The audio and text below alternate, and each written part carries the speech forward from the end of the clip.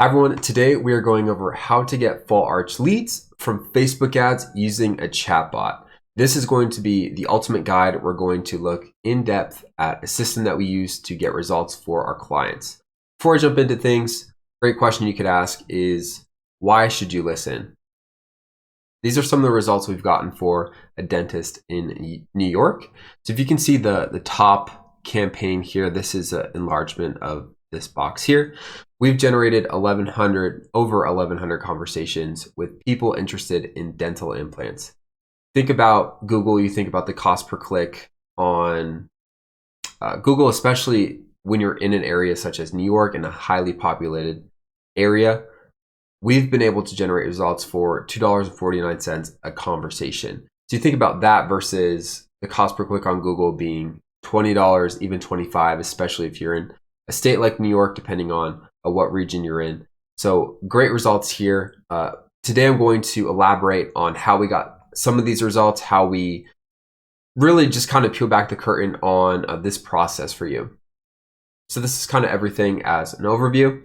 We have our Facebook marketing system that we'll go over first, and then Manychat, which is a system that we use for chatbots. So for the Facebook marketing system, we're going to do campaigns. We're going to look at some of the objectives, the ad sets, we're going to look at targeting, the ad itself. We're going to talk a little bit about copy and cognitive biases. And then for Manychat, we're going to look at the right questions to ask. All right, everyone. So we are on what I call the backside of Facebook, or Ads Manager. This is where you set up your ads in order to run the campaign that we did for that client that I was talking about in New York. So first thing you want to do is hit create on the campaigns tab. And really quick, before we get into the nitty gritty, the way Facebook ads is laid out is you have campaigns, ad sets, and then ads. So campaigns are the overall campaign, if you will, for lack of a better word. All your ad sets are going to fit into your campaigns, and then all your ads are going to fit into these ad sets. So this is where we set up the objectives for the ads that we're running. This is where we set up targeting and location. And then the ads is where we actually put in the text and we put in the creative or copy of what someone's going to see when they actually see the ad. So I wanted to say that up front. So one thing I want to note here is when we hit create, we have various different options. Because we're running ads to a messenger bot, we're going to hit this messages objective. This is our way of telling Facebook, this is the result we want to get from this campaign. A lot of people, especially if they have a customer list of previous implant patients, I'm getting a little bit ahead of myself right now, but you can create what's called a custom audience. And basically what you're telling Facebook is find people that are similar to my existing patient base or past patient base that have done either implants or arches. And then what Facebook's going to do with that information is they're going to create almost an avatar. They're going to pull all the different demographics from that existing patient base, age, location, interests, create this avatar, if you will. And then from there, they're going to find people that fit that criteria and are similar. So that's very powerful because you're able to find people that are more likely to get implants. A little bit more advanced option there, but for now we're going to hit messages. I'm going to hit continue. I'm going to slide this over just a little bit so we can see this. So here we're going to name it. We're just going to name it demo. We don't have to worry about special ad category. This is necessary if you're running political ads, which isn't what we're doing. This is where you can set up a campaign spending limit if you want to do so. And then we're going to hit next.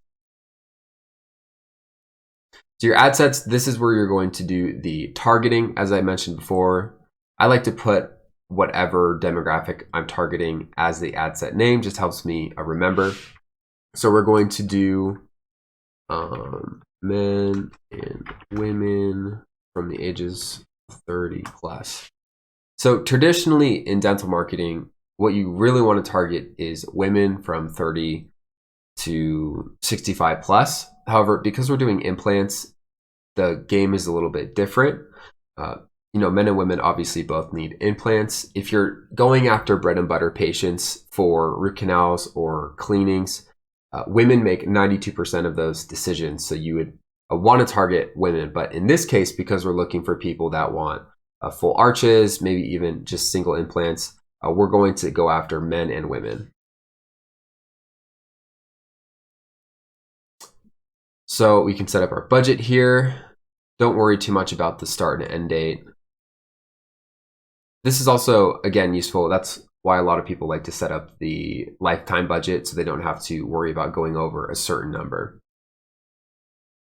Audience. So this is where you would create, I was talking before, the custom audience. I won't get into this right now, but there's tons of videos on even YouTube just explaining how to create a custom audience. So this applies if you have a large list of past patients that have gotten full arches or have gotten even just single implants from your practice. Then this would be applicable and very powerful. But for now, we're going to skip this.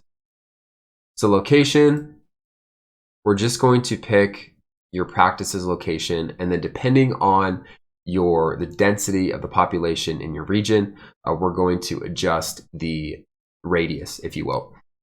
So here we're going to say, let's just say our practice, let's get this out of the way, the White House. Okay, so let's pretend this is where your practice is. So because DC is a very heavily populated city, we're going to not pick as wide as a circumference, if you will, to the radius. So we're probably going to do 10 miles. 10 miles might be a little big for DC. Let's say 5. Yeah, so even with 2 million people in the audience, that is very large. You can even go 3 miles if you wanted to. You want to keep the audience between, you don't want anything over 500,000 people. So let's drop it down to 3 for our sake and see. That's a good number there. We can stay within that limit, especially when you get into areas like this. If you live in a more rural area, obviously conditions are going to be different. You can experiment with the radius. You can create different ad sets and even put in, this is a 3-mile radius or a 5-mile radius, and you can see which one does better. A little more advanced, but for now, let's stick to 3 miles.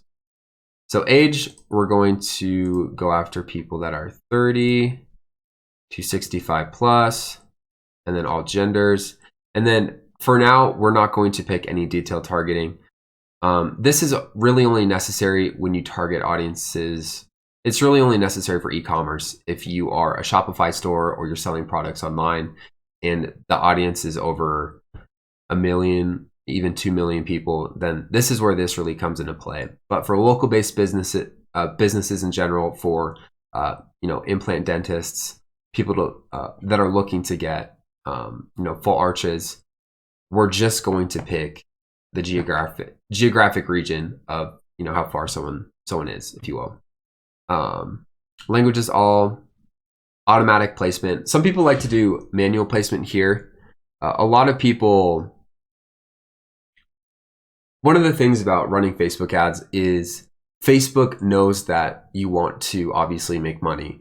The reason why you come to their platform is because of the reach and the data that Facebook has to optimize and to get more people to come into your site or to your landing page. So what I like to do is give Facebook the leeway, the freedom to reach them on any network that they have. I like to give Facebook the freedom in that regard. Some people have different opinions about this. Some people don't love the audience network. However, I have enough confidence in Facebook. I've experimented for myself having this checked on and off, and I found it's better to leave this as automatic. Unless you have a video and there's different, you see this aspect ratio, then it's going to be a different story. However, for our intents and purposes, we're just going to say automatic. So that kind of wraps up the ad set and the targeting. Let's move on to the ad. All right, so now we are in the ad section of Ads Manager. Two little things here. Facebook, you'll usually get a lot of errors when you're setting up your ad. If there's anything that's not selected, like an image or something else, Facebook lets you know about it with this big obnoxious red triangle. Same with the payment method. This is currently a dummy account. Anyway, so with the ad itself, this is arguably one of the most important parts. Considering you set the radius in the correct location, obviously easy to do. This is where the rubber meets the road, if you will. So in terms of media and adding your images, you want to pick something that's going to get someone's attention, obviously. So Brendan Kane, he has an amazing book called Hook Point. Even the next time you're out in public, pay attention to how fast people are scrolling on their phones. You really only have 3 seconds to get someone's attention, to get them to stop scrolling and to pay attention to your ad. And even if you win them over in the 3 seconds, you really only buy another 15 seconds. So it's important to be very concise and very compelling when you're doing or when you're creating your creative as well as your copy. And then in terms of the ad itself, this is where you would upload the picture or the video. And then here is where you would put in your copy, both for the primary text and then the headline. One thing I want to mention about the copy is it's really important to understand what's called the cognitive biases. Now, Charlie Munger, he is Warren Buffett's business partner. He's also a multi-billionaire, is famous for quoting, famous for listing out these cognitive biases. He actually gave a presentation at Harvard in the 1990s and listed a total of 25. So we're going to look at that really quick, and I'll explain how it relates to this step right here. So this is a list of the 25 cognitive biases Charlie Munger talked about when giving his speech at Harvard. I know this text is a little hard to read on the screen. I can zoom up a little bit. I will have it linked in the comment, or not the comment section, the description below. But I wanted to show this to you because it's important to understand this concept when it comes to a business, when it comes to people making decisions about where to spend their money. Knowing these, using these in your copy, in your headline, will inevitably get you better results. These are ways that the human brain makes decisions on snap decisions, on misinformation, and how our brain kind of filters information, sometimes for the good, but sometimes for the bad in this modern age. One thing that I love about these is as soon as you understand these, as soon as you begin to get a hold of them, you're able to apply them to your life, and you're able to even avoid them when they come back to you.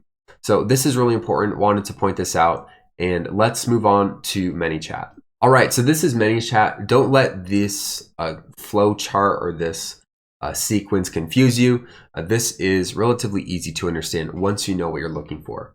So looking at everything from a bird's eye view, this is where we link the ad itself to the Manychat sequence. So what happens is as soon as someone sees our ad and they click learn more or send me a message, then it's going to start this sequence. So all these yellow boxes here, this is all the information that we capture and we put for the client in a spreadsheet. So this is useful because the client knows a lot of information about the leads, and it enables the leads to become qualified when they're going through this process. So we can customize, these are different chat boxes for every question that we ask the potential patient. I'm going to touch on what is important to ask the patient and what isn't. However, if you kind of follow this line, depending on what response they hit, depends on what obviously response is put in the actual Google Sheet. So this is cool to know. This is a fun tool to use, if you will. It's called Manychat. But you would create this sequence in which asking the patient different questions about dental implants, or what they want, why they want it, and ask for more information that way. Right now, we're going to look at some of the questions that we should ask right up front. So these are some of the questions that are important to ask a potential implant patient. So asking them, why they want treatment, what treatment do they need to get done? This will kind of show us, obviously, the main reason for what they want, why they're doing it in the first place. This is more important for them because it helps them to establish the connection between our product, our ability to give them the solution to their problem, whether that's eating, whether that's even a confidence issue with them smiling, could be almost anything. But we really want to make that clear up front so they know what their initial, or they know their ultimate goal in the process. Other important questions to ask are questions related to finance. So knowing if they have a cosigner, knowing if they're even have a good credit score that's able to get them a loan to get this operation done. This is crucial because what it does is it really weeds out the patients that aren't serious, that are really looking to get the operation done right then and there. Even if it's maybe a year down the road or 2 years, we still collect their information, but we know that if they're qualified or not by asking these questions. So it's important to really screen what leads are going to be competent, what leads are going to be eligible for coming in for that free consultation. So this is a great way to bring in those leads as I talked about. Another thing that you want to do is set up an appointment with them directly after. As soon as you collect their information, send automated text messages as well as follow up on the phone, get them scheduled, get them to come in for the consult, and then go over their options there. So that just about wraps it up for the implant system. Hopefully you enjoyed this video. Hopefully you got some value out of it. If so, feel free to leave a like, feel free to comment and subscribe. If you're interested in getting this system for your practice, feel free to click the link in the description below. That's going to be a one-on-one Zoom call with me. It's going to be about 15 minutes long. I'll hear more about your situation and see if this is a system that we can implement in your practice. Thank you so much again for watching, and until next time, I'll see you later.